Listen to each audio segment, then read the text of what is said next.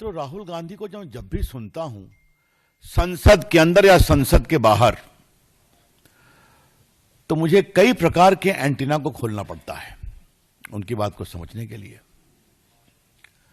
आज उन्होंने कहा मैंने एटम बम फोड़ा है, अब मैं हाइड्रोजन बम फोड़ूंगा। अभी तक तो दुनिया में हाइड्रोजन बम नहीं फटा है,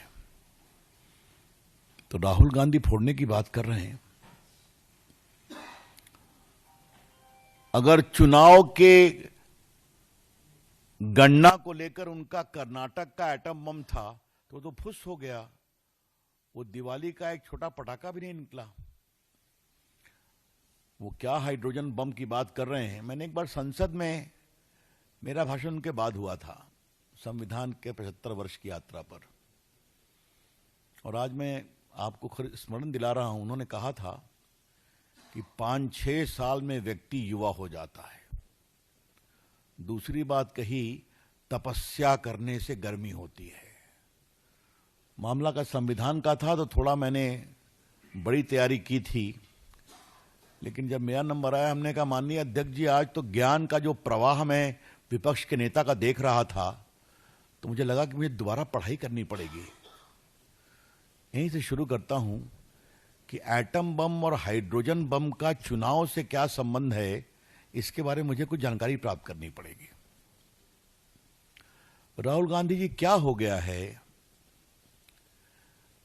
इतना अपने को आप हल्का क्यों बना रहे हैं? Why you are demeaning yourself as the leader of opposition?